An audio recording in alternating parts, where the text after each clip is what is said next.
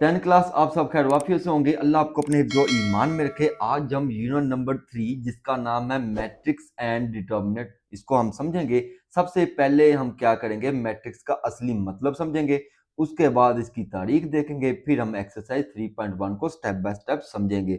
तो भाई पहले हम देखते हैं कि मैट्रिक्स का असली मतलब क्या होता है। मैट्रिक्स से मुराद ये होता है कि नंबर्स को रो और कॉलम की शेप में अरेंज करना, यानी कि कुछ नंबर्स होंगे उसको आपने रोज में और कॉलम में अरेंज करके स्क्वायर ब्रैकेट के अंदर क्लोज करना होता है। कैसे करना होता है ये मैं आपको समझाता हूँ। अब हम देखते हैं इसकी तारीख। तो सबसे पहले काम जो मैट्रिक्स का यानी कि नंबर्स को रो और कॉलम में किसने लिखना शुरू किया था? चाइनीज ने, 2000 साल पहले। समझ आई? यानी कि चाइनीज जो है बहुत आगे हैं भाई हमसे। तो उन्होंने 2000 साल पहले ही जो है नंबर्स को रो और कॉलम में लिखना शुरू कर दिया था। उसके बाद 1850 में जेजम जोसेफ सिल्वेस्टर था, जो कि इंग्लैंड का एक वकील था, उसने इस पे कुछ काम किया। फिर एंड पे जो आर्थर केली ने कुछ वो किया 1858 में। तो इसका काम जो है सबसे ज़्यादा जो है वो नुमाया है। इसने जदीद जो है मैट्रिक्स की और डिटर्मिनेंट की बुनियाद रखी थी। तो पहले हम देखते हैं कि मैट्रिक्स किसे कहते हैं। जो मैंने बताया था कि नंबर्स को, आपके पास कोई भी नंबर जो है 1 2 3 4 5, उसको आपने रोज और कॉलम में अरेंज करना है और एक स्क्वायर ब्रैकेट के अंदर। जब हमने मैट्रिक्स को बनाना होता है ना, तो उसको किसी भी एक अल्फ़ाबेट के साथ, यानी कि अल्फ़ाबेट भी आपने कैपिटल लिखना होता है, यानी कि कैपिटल सी या कैपिटल ए। ठीक है? कोई भी एक कैपिटल ले लेना होता है, कैपिटल वर्ड लेना लेना होता है अपने अल्फ़ाबेट में से। तो आपने नंबर्स को कैसे लिख देना होता है? अरेंज करके। देखो 1 2 3 ये आपकी एक रो बन गई। ठीक है? 4 5 6 ये आपकी दूसरी रो बन गई। ओके जी? इसको आपने जो है वो स्क्वायर ब्रैकेट के अंदर क्लोज़ कर देंगे और उसको रिप्रेजेंट कर देंगे किसी भी अल्फ़ाबेट के साथ। और अल्फ़ाबेट भी कैसा? कैपिटल वर्ड लेना होता है। ठीक है? कैपिटल लेटर लेना होता है आप लोगों ने। तो ये आपका एक मैट्रिक्स बन गया। तो सबसे पहले मैट्रिक्स में आपने क्या सीखना होता है कि उसमें कतारें और कॉलम, यानी कि रोज़ और कॉलम को आपने आइडेंटिफ़ाई करना होता है। भई देखिए आपके पास कोई भी एक मैट्रिक्स है ए, ठीक है? तो ये उसके अंदर एलिमेंट है ये 1 2 3 7 1 1 5 3 2 9 1 8 4। ये आपका जो मैट्रिक्स है ना, ये जो इसके अंदर मौजूद नंबर्स हैं, इनको आप क्या कहते हैं? एलिमेंट्स कहते हैं। एलिमेंट्स को आपने देखना है, ठीक है? अब हम देखेंगे कि इसमें रोज़ और कॉलम कौन-सी होती हैं। ये जो आपकी होती है ना हॉरिज़ॉन्टल, ये आपकी हॉरिज़ॉन्टल, ठीक है? हॉरिज़ॉन्टल इसको आप कहते हैं, हॉरिज़ॉन्टल नंबर जो है, हॉरिज़ॉन्टल एलिमेंट है, इसको आप रोज़ कहते हैं। क्या कहते हैं? रोज़ कहते हैं, ठीक है? तो ये आपकी पहली रो, ये आपकी दूसरी रो, ये आपकी क्या हो जाएगी? तीसरी रो। ये आपकी क्या है जी? रोज़ है, जो हॉरिज़ॉन्टल शेप में होती हैं, उसको आप कहते हैं रो। ये आपकी R1, ये आपकी R2 और ये आपकी R3। यानी कि हॉरिजॉन्टल में जो नंबर्स होते हैं, जो एलिमेंट्स होते हैं, उसको आप रो कहते हैं। और जो वर्टिकल होते हैं, जैसे ये मैंने वर्टिकल, इसको हमने सर्कल कर लिया, इसको आप बोलेंगे कॉलम। ठीक है? ये कॉलम 1 हो जाएगा। ये वर्टिकल एलिमेंट्स हैं, इसको आप क्या बोलेंगे? कॉलम। तो ये आपका C2 हो जाएगा। ठीक है? ये भी आपके वर्टिकल्स हैं, इसको आप बोलेंगे C3, ये तीसरा कॉलम हो जाएगा। ये आपका ये भी वर्टिकल है, इसको आप क्या बोलेंगे? कॉलम बोलेंगे। यानी कि जो हॉरिजॉन्टल एलिमेंट होते हैं उसको आप रो कहते हैं, और जो वर्टिकल एलिमेंट होते हैं उसको आप क्या कहते हैं? कॉलम कहते हैं। सबसे अहम चीज़ अब मैं आपको समझाने वाला हूँ, वो है इसका ऑर्डर, यानी कि इसका उर्दू में वाले कहते हैं उसको मर्तबा। मर्तबा से मुराद क्या होता है? अच्छा, ये जो रोज़ और कॉलम है ना, इसको एक सिंबल के साथ रिप्रेजेंट किया जाता है। रोज़ को यानी कि कतारों को स्मॉल m के साथ लिखते हैं, ठीक है? स्मॉल m से रिप्रेजेंट करते हैं। और कॉलम को यानी कि कॉलम, उर्दू में भी कॉलम कहते हैं, उर्दू मीडियम वाले भी, उसको n से रिप्रेजेंट करते हैं, ठीक है? तो रोज़ का पता चल गया और कॉलम का भी पता चल गया जी किससे रिप्रेजेंट करते हैं। अब हम देखेंगे इसका ऑर्डर यानी कि मर्तबा, उर्दू वाले इसको मर्तबा कहते हैं। मर्तबा का फार्मूला होता है m/n, यानी कि रो मल्टीप्लाई बाय कॉलम। अब आप देखें ये जो आपके पास मैट्रिक्स था ना, इसमें आपने आइडेंटिफाई करना है कितनी रोज हैं। आप देखें ये पहली रो, ये दूसरी रो और ये इसकी तीसरी रो। तो आप क्या लिखेंगे? 3। ओके जी, आपने क्या लिख दिया? 3। अब ये देखिए आपका पहला कॉलम, ये दूसरा कॉलम और ये तीसरा कॉलम और ये चौथा कॉलम, 4 कॉलम हो गए। तो क्या लिखेंगे? 3/4, क्योंकि हम जो रोज हैं उसको आप m से रिप्रेजेंट करते हैं और जो कॉलम है उसको आप किससे रिप्रेजेंट करते हैं? n से रिप्रेजेंट करते हैं। तो इसका ऑर्डर यानी कि मर्तबा क्या आ जाएगा? 3/4। Is that clear? अब हम इसकी एक्सरसाइज 3.1 को सॉल्व करते हैं। अब हम इसकी एक्सरसाइज 3.1 और उसका क्वेश्चन नंबर 1 सॉल्व करते हैं। क्वेश्चन नंबर 1 उसने क्या बोला है कि आपने आइडेंटिफाई करना है इसकी जो नंबर्स ऑफ रोज और कॉलम कितनी है। जो भी आपको मैट्रिक्स दिया हो ना, उसमें आपने रोज और कॉलम को आइडेंटिफाई करना है कि इसमें कितनी तादाद है। Right the numbers of rose and column, Urdu medium वालों की किताब में लिखा होगा कतारों और कॉलमों की तादाद लिखनी है। तो पहला मैट्रिक्स है आपके पास ए। तो मैंने क्या बोला था भाई, जो हॉरिजॉन्टल होती हैं उसको आप क्या कहते हैं, रोज कहते हैं। ये देखिए, ये आपकी हॉरिजॉन्टल एलिमेंट है, ये आपकी रो 1 हो जाएगी, ठीक है। ये भी आपकी हॉरिजॉन्टल है, इसको आप रो 2 कह देंगे। तो कितनी रोज हैं, 2 रोज हैं। तो आप लिखेंगे number of row is equal to 2। Okay, अब देखें जो वर्टिकल एलिमेंट होते हैं उसको आप कहते हैं कॉलम। तो ये आपका कॉलम 1 हो जाएगा, ये आपका, ये भी वर्टिकल एलिमेंट है, ये आपका कॉलम 2 हो जाएगा। तो इसमें नंबर ऑफ कॉलम कितनी है, 2 हैं। तो आप लिखेंगे numbers of column is equal to क्या लिख देंगे, 2 लिख देंगे। अब इसका बी पार्ट देखें। बी पार्ट थोड़ा सा टेक्निकल होगा, आप थोड़ा सा देख के परेशान भी हो सकती हैं। बी में देखें, ये आपके एलिमेंट है 3, 4 और 7। ये आपकी रो 1, ठीक है, ये आपकी रो 2, ओके, और ये रो 3, क्योंकि हमने इसको हॉरिजॉन्टल देखना होता है। ये हॉरिजॉन्टल 1, ये 2 और ये 3। तो कितनी रोज हैं, 3 रोज हैं। तो आप लिखेंगे number of row is equal to क्या है, 3। अब कॉलम इसमें कितने हैं जी, वर्टिकल में सिर्फ एक ही कॉलम बन रहा है, ठीक है, वर्टिकल एक ही शेप बन रही है। तो उसको आप लिखेंगे numbers of column is equal to क्या होगा जी, 1 हो जाएगा। समझ आ गई नंबर ऑफ रोज और कॉलम कैसे आइडेंटिफाई करना होता है। अब आ जाते हैं सी वाले पर। सी वाले में देखें, हॉरिजॉन्टल एलिमेंट जो है एक ही स्क्वायर में क्लोज हो रहे हैं, यानी कि इसके अंदर सिर्फ एक ही रो है। तो आप लिखेंगे number of row is equal to 1। अब आप देखिए कॉलम कितने बन रहे हैं, ये कॉलम 1, ये कॉलम 2 और ये कॉलम 3, ठीक है जी। तो आप लिखेंगे number of column is equal to 3 लिख देंगे, क्योंकि इसमें 3 कॉलम है। अब आ जाते हैं डी वाले ऑप्शन पर। डी वाले में देखें, आपको एलिमेंट ज्यादा दे दिए हुए हैं, तो आप पहले वही देखेंगे हॉरिजॉन्टल, ये 1, ये 2 और ये 3। तो कितनी रो हो गई, 3। तो आप लिखेंगे number of row is equal to 3। Okay, अब आप देखेंगे वर्टिकल, तो ये 1, ये 2 और ये 3। तो कितने कॉलम हो गए, 3। तो आप लिखेंगे number of column is equal to 3। अब आ जाते हैं ई वाले पर। ई वाले को आपने खुद सॉल्व करना है, वैसे मैं फिर भी बता देता हूँ। अब देखिए इसमें कितनी रोज हैं, एक और ये दो रोज हैं।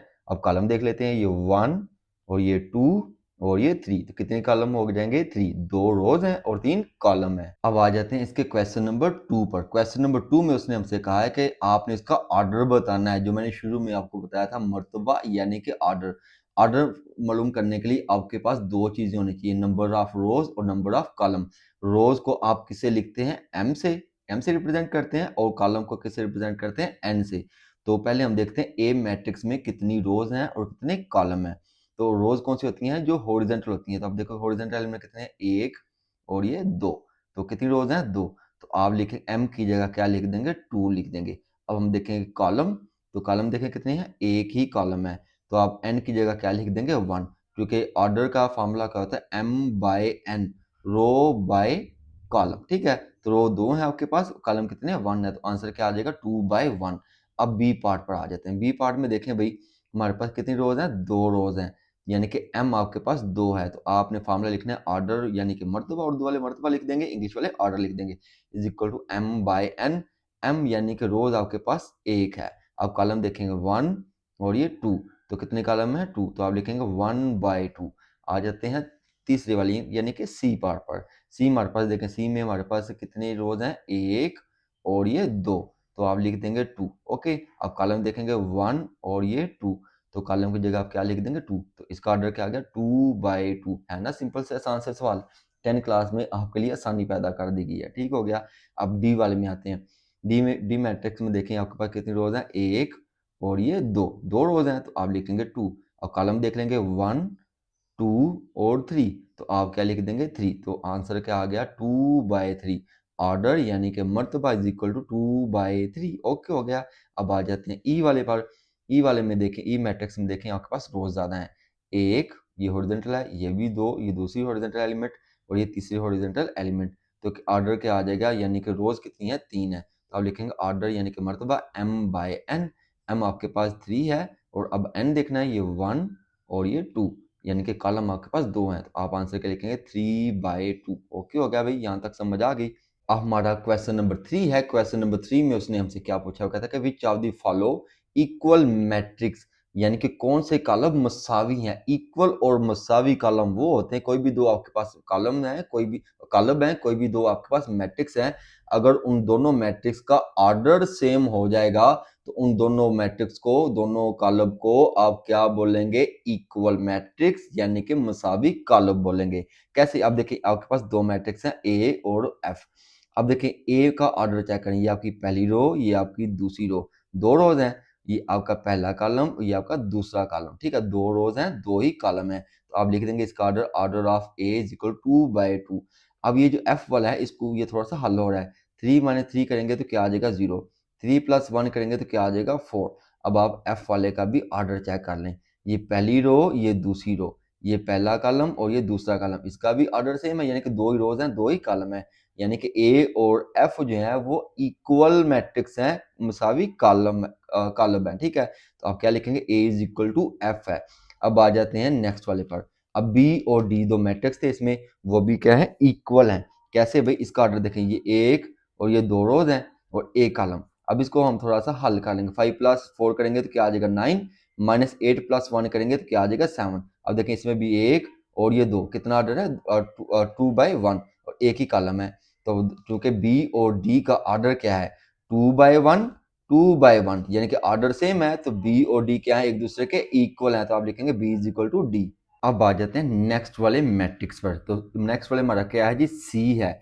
सी में आपके पास मैट्रिक्स जो दिया हुआ है, जो एलिमेंट्स दिए हुए हैं ना, वो थोड़े से हल होने वाले हैं। ई वाले को भी अगर आप देखें तो वो हल शुदा है, ठीक है। तो पहले हम इसको हल कर लेंगे। 2 × 3 क्या हो जाएगा? 6। 2 × 2 = 4।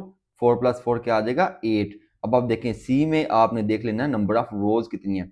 ये पहली रो, ये दूसरी रो और ये तीसरी रो, ठीक हो गया। तो इसका आप ऑर्डर लिखेंगे, order of C is equal to 3/2, यानी कि कॉलम इसमें दो हैं, ये देखें 1 और ये आपका 2।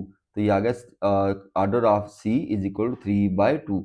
अब हम ई का जो है ऑर्डर देख लेते हैं। अब देखें इसमें 1, ये 2 और 3, तीन रोज हैं, 1 और 2 दो कॉलम है। तो आप लिखेंगे order of E is equal to 3/2। अब ई और सी का ऑर्डर चूंकि सेम है, तो आप क्या लिखेंगे? सी इज इक्वल टू ई।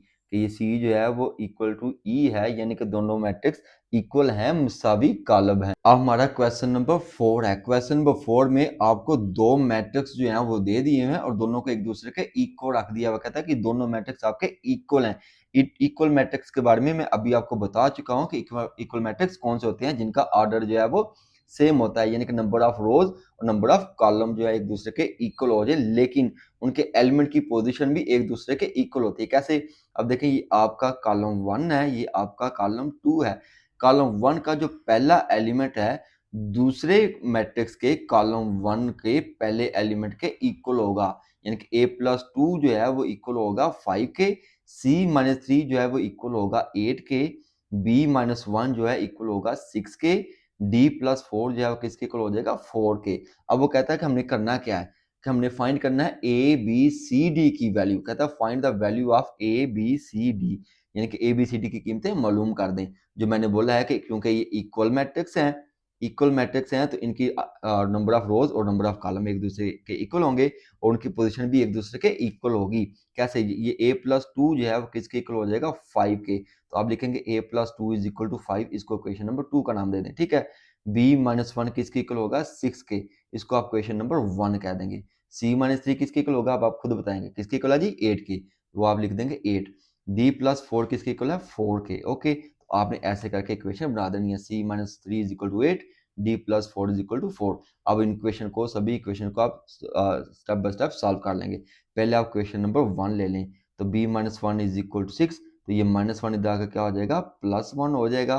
तो 1 + 6 करेंगे तो क्या आ जाएगा? 7। तो डी की वैल्यू और बी की वैल्यू आपके पास क्या आ गई? 7। अब आप दूसरी इक्वेशन ले लें, यानी कि a+2 इज इक्वल टू 5, तो मैंने लिख दिया a+2 इज इक्वल टू 5। ये +2 इधर आके क्या हो जाएगा? -2, चूंकि एक हमने फाइंड करना है। 5 - 2 करेंगे तो क्या आ जाएगा? 3। तो a की वैल्यू आपके पास क्या आ गई? 3। अब नेक्स्ट वाली इक्वेशन ले लें। नेक्स्ट आपके पास क्या रहेगा? c-3 is equal to 8। ये -3 इधर आके क्या हो जाएगा? +3 हो जाएगा। 8 + 3 करेंगे तो क्या आ जाएगा? 11 आ जाएगा।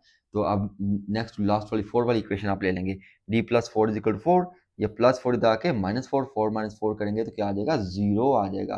तो आपके पास वैल्यू आ गई, ए की भी, बी की भी, सी और डी भी, ठीक हो गया। अब हमारा क्वेश्चन नंबर 5 है। क्वेश्चन नंबर 5 में भी आपको दो मैट्रिक्स दे दिए हैं, दोनों को एक दूसरे के इक्वल रख दिया, यानी कि ये दोनों मैट्रिक्स क्या हैं? इक्वल मैट्रिक्स हैं। उसने बोला है कि x और y की वैल्यू आपने फाइंड करनी है। तो इक्वल मैट्रिक्स है तो मैंने क्या बोला था, इनकी पोजीशन के लिहाज से ये एक दूसरे के इक्वल होंगे, यानी कि कॉलम 1 का ये जो पहला एलिमेंट है दूसरे मैट्रिक्स के कॉलम 1 का पहले का एलिमेंट के इक्वल होगा। तो यानी कि 2x प्लस 1 जो है किसके इक्वल हो जाएगा, 9 के। चूंकि हम x को ही फाइंड करना है तो हम इसको एक दूसरे के इक्वल रख लेंगे सोल्यूशन में। तो मैंने दोनों मैट्रिक्स को पहले लिखा, तो हम क्या लिखेंगे, 2x plus 1 is equal to 9। Okay है जी, ये प्लस 1 इधर आकर क्या हो जाएगा, -1 हो जाएगा। 9 माइनस 1 करेंगे तो क्या आ जाएगा, 8 आ जाएगा। ओके, अब हमने चूंकि x को फाइंड करना है तो 2 इधर आकर क्या हो जाएगा, डिवाइड, 8/2 हो जाएगा। 2 को 8 पे डिवाइड करेंगे तो हमारे पास वैल्यू क्या आ जाएगी, 4। अब देखें, हमने x फाइंड कर लिया, हमने किसको फाइंड करना, y को। y दूसरे मैट्रिक्स में है, तो पोजीशन के लिहाज से ये दूसरा आपका कॉलम है और ये दूसरा एलिमेंट है। इस मैट्रिक्स का भी आपने दूसरा कॉलम देखना है और उसका दूसरा एलिमेंट देखना है। 5 इज इक्वल टू क्या हो जाएगा, y। अब लिखेंगे y इज इक्वल टू 5, ये हमारे पास y की वैल्यू भी आ गई और x की वैल्यू भी आपकी आ गई। तो यही हमने फाइंड करनी थी। अब हमारा क्वेश्चन नंबर 6 है। क्वेश्चन नंबर 6 में भी दो मैट्रिक्स हैं, दोनों के एक दूसरे के इक्वल रखा हुआ है। वो कहता है कि ये जो a b d और b और ये c जो है ना, इनकी वैल्यू फाइंड करनी है। तो कैसे करेंगे, पोजीशन के लिहाज से एक दूसरे के इक्वल रख देंगे। तो सोल्यूशन में आप क्या लिखेंगे, a प्लस बी किसके इक्वल हो जाएगा, 10 के। तो मैं लिख दिया a plus B is equal to 10, इसको आप क्वेश्चन नंबर 1 कह देंगे। 2d माइनस 1 किसके इक्वल हो जाएगा, 5 के। तो मैं लिख दिया 2d minus 1 is equal to 5, इसको आप क्वेश्चन नंबर 3 कह देंगे। 3 कह दें, 2 कह दें, 3b प्लस 2, जिस जो मर्जी क्वेश्चन का आप नाम दे सकते हैं। जरूरी नहीं है कि जिसको 1 लिखा है 1 ही फिक्स होगी, नहीं भाई, आपकी मर्जी, आप जो मर्जी नाम दे सकते हैं। तो 3b प्लस 2 किसके इक्वल हो जाएगा, 11 के। तो मैं लिख दिया 3b plus 2 is equal to 11। अब 4 किसके इक्वल हो जाएगा, c के। तो वही c की तो ऑटोमेटिकली c की पहले से ही वैल्यू निकल आई है। अब हमने किसकी निकालनी है, d की, b की और a की। तो अब देखिए, पहले हम इस वाली इक्वेशन को सॉल्व कर लेंगे, जो कि इसमें a की वेरिएबल है। तो पहले हम इसको हल कर लेंगे। तो 2d minus 1 is equal to 5, ये -1 इधर आके क्या आ जाएगा, +1। 5 प्लस 1 करेंगे तो आपके पास क्या आ जाएगा, 6 आ जाएगा। ठीक है जी, 6 आ जाएगा तो 6 को यहाँ पे 6 आएगा। ओके जी, 6 आ जाएगा हमारे पास। तो 6 को जब 2 पे हम 2 को इधर 2 इधर आके हो जाएगा डिवाइड, 2 को 6 पे डिवाइड करेंगे तो आपके पास क्या आ जाएगा, 3 आ जाएगा। इज दैट क्लियर, यानी कि आपके पास d की वैल्यू 3 आ गई। अब हम नेक्स्ट वाली इक्वेशन देख लेते हैं। 3b plus 2 is equal to 11 है, ये प्लस 2 इधर आके क्या आ जाएगा, -2। 11 माइनस 2 करेंगे तो क्या आ जाएगा, आपके पास 9 आ जाएगा। 3 इधर आकर क्या आ जाएगा डिवाइड, 3 को 9 पे डिवाइड करेंगे तो क्या आ जाएगा, 3 आ जाएगा। तो b की वैल्यू भी आपने निकाली भाई, b की वैल्यू भी आ गई, d की वैल्यू भी आ गई, c की वैल्यू उसने खुद दी हुई थी, खुद से पहले से निकल आई थी। अब हमारी ये वाली इक्वेशन नंबर 1 रह गई, इसको हमने सॉल्व करना है। a plus B is equal to 10, इसको हम रखेंगे a plus B is equal to 10। b की वैल्यू आपने अभी के अभी निकाली थी, b हमारे पास क्या आया था, 3। तो ये +3 इधर आके -3 हो जाएगा। तो 10 माइनस 3 करेंगे तो क्या आ जाएगा, 7 आ जाएगा। Is that clear. अब हमारा क्वेश्चन नंबर 7 है। क्वेश्चन नंबर 7 में भी आपको दो मैट्रिक्स दिए हुए हैं। पहला मैट्रिक्स है, उसको रखा हुआ है दूसरे मैट्रिक्स के इक्वल, और वो कहता है कि p और q की वैल्यू आपने फाइंड करनी है। तो कैसे फाइंड करनी है, जैसे मैंने पहले आपको बताया था कि कॉलम 1 यानी कि मैट्रिक्स 1 के कॉलम 1 का जो पहला एलिमेंट है p प्लस q, उसको दूसरे मैट्रिक्स के पहले कॉलम के पहले एलिमेंट के इक्वल रख देना है। यानी कि p प्लस q जो है वो किसके इक्वल हो जाएगा, 6 के। अब देखिए, और p प्लस और p q किस में है, ये इधर है जी, ये पहले मैट्रिक्स के दूसरे कॉलम का दूसरा एलिमेंट है। तो ये p माइनस 2q किसके इक्वल हो जाएगा, 0 के। तो भैया इसको हम थोड़ा सा अब हल करेंगे। तो आप लिखेंगे p plus Q is equal to 6, जो कि p प्लस क्यू 6 के इक्वल है, और p माइनस 2q पोजिशन के लिहाज से 0 के इक्वल आता है। तो हम लिखेंगे p minus 2q is equal to 0, और इसको इक्वेशन नंबर 2 कह देंगे, और पहली वाली को इक्वेशन नंबर 1 कह देंगे। अब देखिए, इस q के साथ 1 है, इस q के साथ 2 है, क्योंकि इसके साथ कुछ नहीं लिखा, इसका मतलब 1 है। अब इस p के साथ भी 1 है, इस p के साथ भी 1 है। तो क्यों ना हम इसको थोड़ा सा हल कर लें। कैसे हल करेंगे, इनके साइन चेंज कर लेंगे, जैसे हमने 9 क्लास में सीखा था। तो साइन कैसे चेंज करते हैं, इनको सब्ट्रैक्ट कर देंगे, यानी कि लिखेंगे सब्ट्रैक्ट क्वेश्चन 1 एंड 2। तो क्वेश्चन 1 के साइन चेंज कर देंगे, ये प्लस है तो क्या कर देंगे माइनस, ये माइनस है तो क्या कर देंगे प्लस। ठीक हो गया। और 0 का साइन चेंज करें या ना करें कोई फर्क नहीं पड़ेगा। तो ये प्लस p, ये माइनस p कैंसिल हो जाएगा। अब देखो, ये प्लस वाला साइन है किसके साथ, 2q के साथ। ये प्लस 2q है और ये q है, कितने हो जाएंगे, 3q हो जाएंगे। तो आप लिखेंगे 3q। ये आपका 6 माइनस 0 करेंगे तो क्या आ जाएगा, 6 आ जाएगा। अब आप देखें, 3 1 जार 3, 3 2 जार 6, क्यू की वैल्यू आपकी क्या आ जाएगी, 2 आ जाएगी। अब क्यू की आ गई, अब हमने किसकी निकालनी है, पी की। तो आप क्या करेंगे, इक्वेशन 1 या 2 में आपने क्यू की वैल्यू पुट कर देनी है। तो मैंने इक्वेशन नंबर 1 में पुट कर दी है। तो आप लिखेंगे put value of Q in equation 1। तो पहले आपने क्वेश्चन वन लिख लेनी है, p plus Q is equal to 6, और इस q की जगह आपने क्या लिख देना है, 2 लिख देना है। तो ये प्लस 2 इधर आके क्या हो जाएगा, -2 हो जाएगा। तो 6 माइनस 2 करेंगे तो क्या आ जाएगा, 4। तो यही हमने वैल्यू फाइंड करनी थी, q की भी वैल्यू आ गई और p की भी वैल्यू आ गई।